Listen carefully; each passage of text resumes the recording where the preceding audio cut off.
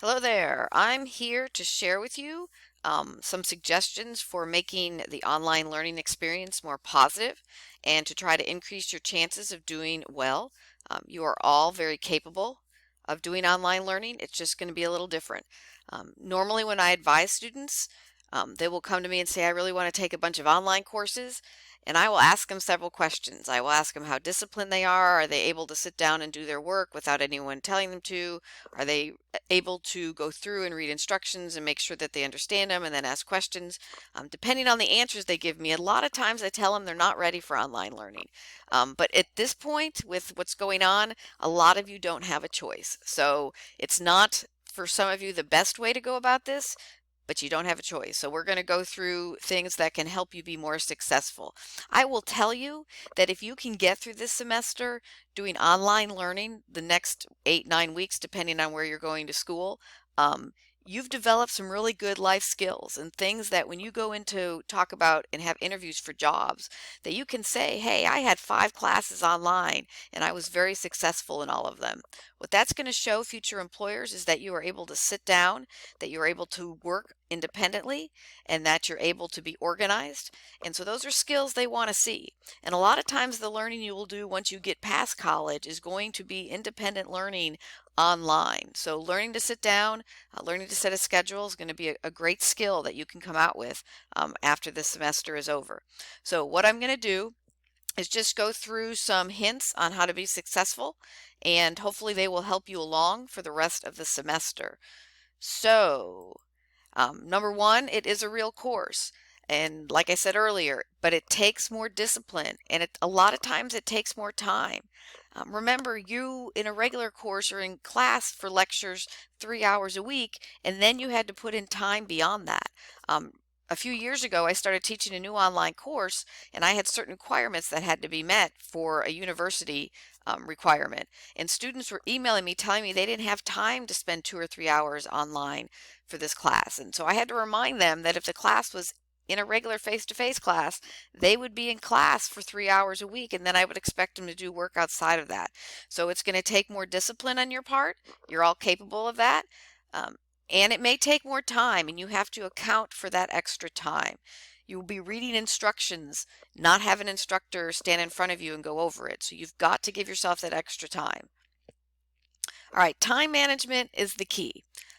So as you start getting information from your instructors, you need to be writing down due dates. And I don't mean on a little piece of paper that you can lose. I mean, get a calendar, whether it's an online calendar or whether it's a regular calendar, and make it big so you can see, the month of March and then the month of April.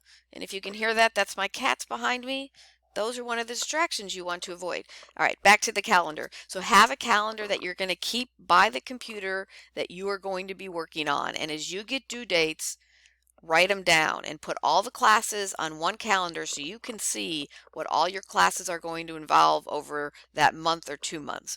Now, reality is that some of us, a lot of us, are putting things online week by week just to try to keep up because we were not planning on going online either. So you may have to check due dates every week and write those down. Okay. So put all the due dates on one calendar. On that same calendar, put the times of day that you'll be working on each class. The easiest recommendation for this is if you were supposed to be in a biology class from 8 to 9:15 on Tuesday, Thursday, I'll let you move that one since you guys are young. If you don't want to go 8 o'clock, that's fine. Go 9 o'clock, but schedule the times that you are going to work on those classes. In your calendar, you should know what most of your day is going to involve. And it should be 3 to 4 hours a day that you are working on these college courses and high school courses also. So it works for everyone. So each week, set up, look Saturday, Sunday. This is what I do. I write down everything I need to get done for the week and I put it in a nice calendar so that I can remember what I need to do. Also, always check assignments that are due several days before due date. What I mean about this is if you have an assignment that is going to be due March 29th, do not look at that assignment and the instructions on March 29th. That gives you no time for clarification. So like I said, some faculty have not done online courses before. They're going to be putting assignments up. They write the instructions. They think they make perfect sense. but they probably or they might not. There might be things that are missing. One of the things we learn as faculty is how to improve our courses, and a lot of time that is improving the instructions. So if an assignment is due and you see it's due a week from now, look at it. You don't have to get it done right then, but look at the instructions, make sure it's going to make sense, that makes sense to you. If it doesn't make sense, that gives you time to get questions answered. And also look at how long you think it's going to take to do. I have several students when I get assignments. My assignments for my online classes are due usually on Sunday night at 11:59. I can tell they started like at 10 and that they didn't look at it beforehand, because what I will get a half completed assignment that's been submitted because they just didn't have an idea of how much time it was going to take. So always look ahead. Always look ahead, gives you time for questions, and it gives you an idea of how long the assignment is going to take.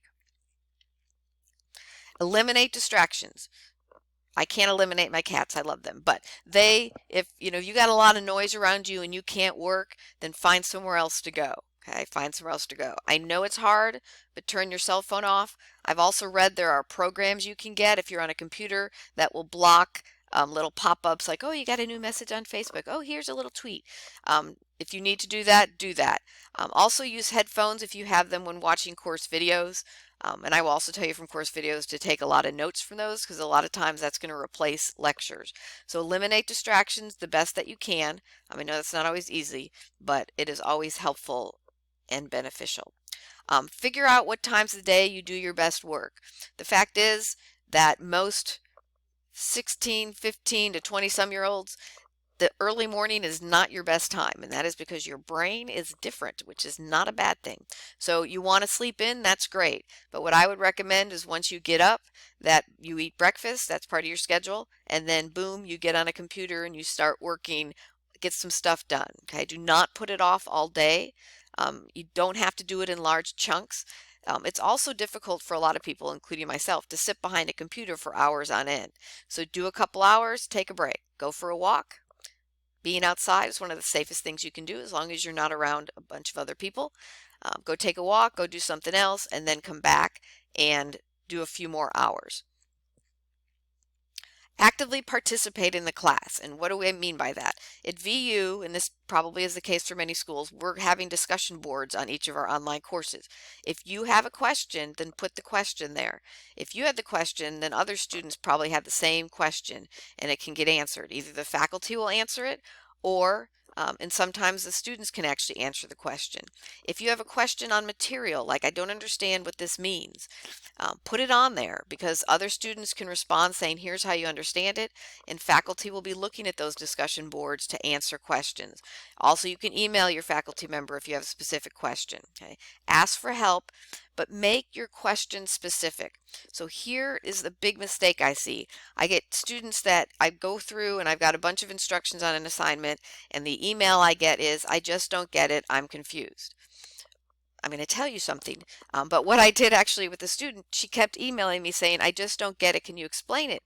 And so what I would do was I actually went into the online course, I copied the instructions and I pasted them into the email response that I sent to her. And then after that, I said, let me know if you have any questions. She goes, oh, I get it.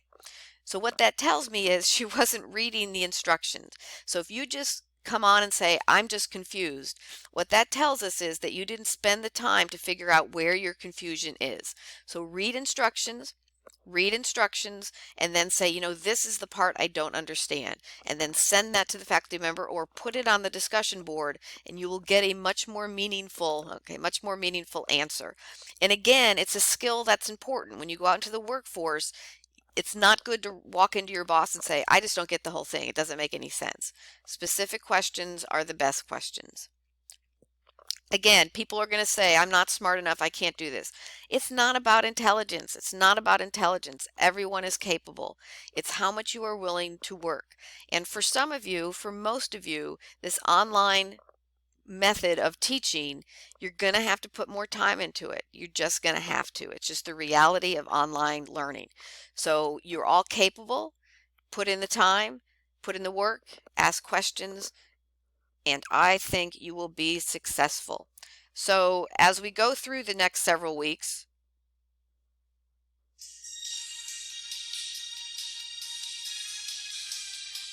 I know all of you are capable.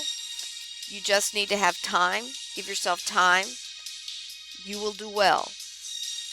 I know we're all missing basketball, so I want you to think of your online courses as each of them is the championship game, and you want to win and you want to do well. All right, have a good rest of the semester.